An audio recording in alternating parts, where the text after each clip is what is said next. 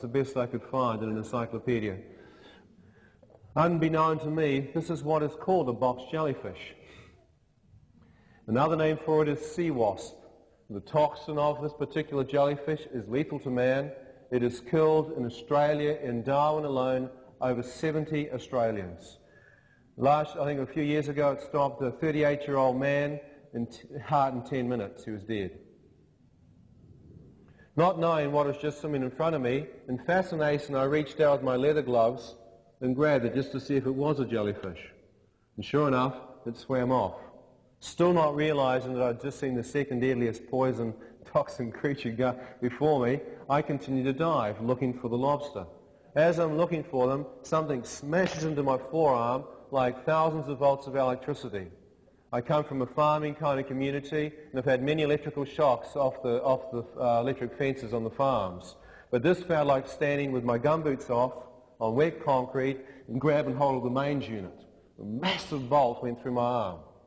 I quickly turned to see what on earth had hit me. There was no obvious scar, no obvious wound, but my arm felt like it was on fire. I looked out into the water and did not see the jellyfish. Still wondering what it was, I did the next worst thing, and I rubbed it in. The only saving grace was that I put some Vaseline petroleum jelly over my forearms and face that night just to help kind of bit of lubrication underneath my mask.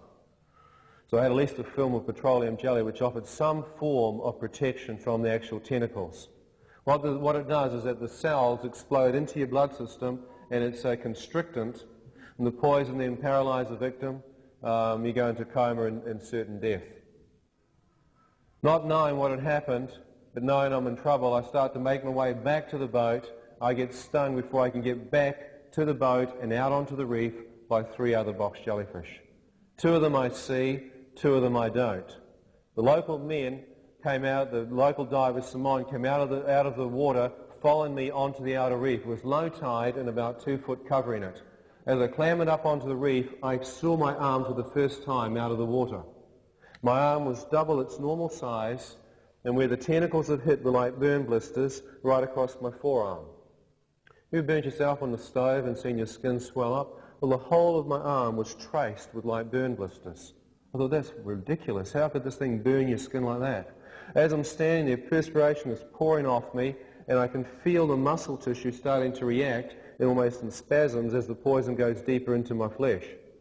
As I'm standing there, Simon comes out of the reef, out of the water, and stands on the reef and is walking back towards me. As I'm standing there, I can feel the poison then move up through my blood system into my armpit, and it hit my lymph node, and it felt like someone had taken their fist and smashed it into my lymphatic system. It then moved into my right lung and began to constrict my breathing. Simon looked at me, and I showed him my forearm. He said, "Kisafir," and I showed him my forearm, and he went, "Invisible." And I thought, invisible one. I went, "Oui, invisible," trying to respond to what they may call this jellyfish. He went, "Invisible." I went, "Okay, that might be it." He said, "Ian, un invisible, tac, symphony for you, huh?" Who understands French? One of these jellyfish hits you, symphony. It's finished, all over. He turned his torchlight onto his face, and I watched his face, literally blood drain from it. He said, "Ian, how come you not know, man? This one kill you, brother." And I'm thinking, you think white men know everything, Simon? Not know this one. He looked at me and he said, "How many, man? How many? How many hit you, huh?" I went, "Cut, 4 invisible." He went, "Impossible, impossible. Allez, allez, vitement, Catchable Hospital. Allez, Ian, allez, man." And I understood in French. He was telling me, "Quickly now, you get out of here." We go where to? Hospital. Hospital, I'm standing on an outer reef. The hospital is up behind my village, but I'm miles away from it. He grabs me and drags me back into the water, and we swim out to the boat. The other diver comes alongside me. The young kid in the boat, who's keeping the boat off the reef, grabs my left arm, and the 2 other divers try and roll me into the boat. As they're rolling me into the boat, my right arm is trailing in the water. As it comes up out of the water, I hit a 5th time. I honestly remember rolling in there and thinking to myself, what on earth have I done in my life to deserve this? How many would be wondering? Do you have the term payback? You reap what you sow? As I rolled in there thinking, how could I have been so bad? I then saw flash before me some of the things that I've done wrong in my life. How many have done a few things wrong in your life?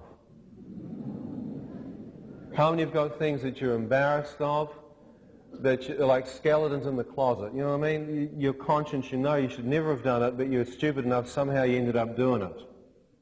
Okay, you may knock you down to experience, but you carry a sense of a guilt or a shame with that. Well, I saw a whole bunch of things that I'd done personally in my life that I was ashamed of and embarrassed of flash before me.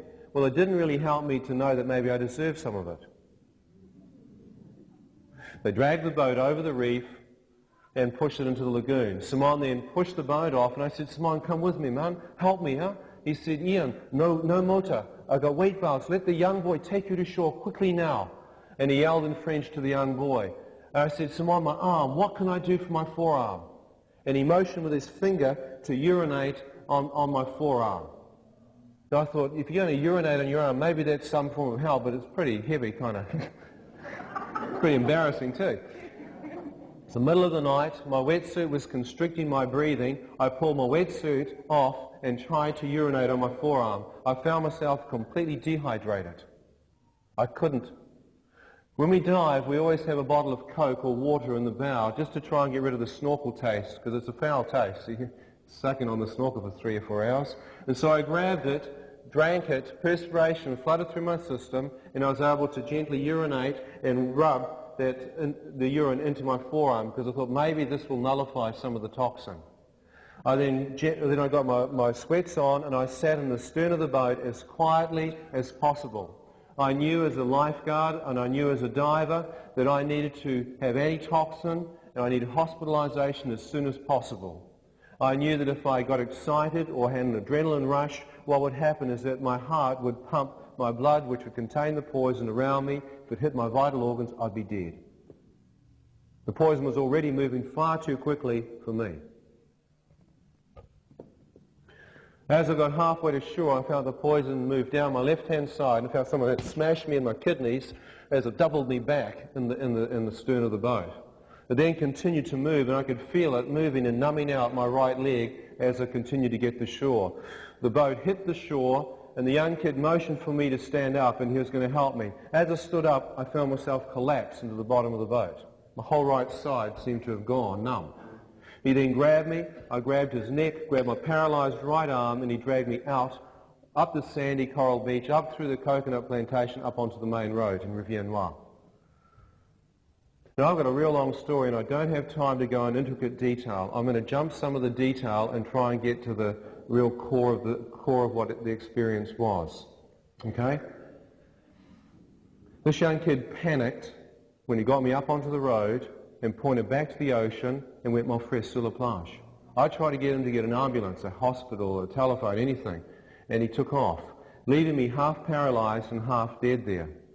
The poison was so quick that I literally started to slip into a coma, which would have been certain death. As I'm just about to close my eyes, not realizing what's happening, a quiet and a gentle voice said, "Son, if you close your eyes, you shall never awake again." Wait, what? There's no one there, but the voice was so clear. I thought about it. I thought, you can't close your eyes. You've got to get to a hospital. Man, that poison was so quick. I would have died within 10 minutes like everyone else had I not heard that quiet voice literally shake me to fight. It was like a turning point. I stood and fought the poison myself. I was able to balance my right leg, and I went down the road looking for help. I found 3 East Indian taxis there with the taxi drivers just talking to themselves. I asked them, "Will you please take me to the hospital? I'm dying." They said, "Cannot, we have French clients." I said, "I'll give you money." They said, "How much money you give, white boy?" I said, "I give you 50 US, 100 US, anything. Please take me to the hospital." They said, "You show us your money, white boy. We take you in a taxi, huh?" I said, "Look, I don't have the money." And 3 of them walked away laughing, thinking it was a huge joke. I heard a quiet voice say, "Son, are you willing to beg for your life?" I thought, yes. My left leg was getting weak, so I fell to my knees. I bowed my head, cupped my hands, and begged for my life. Two of them walked away. The third one, with some kind of compassion, came and helped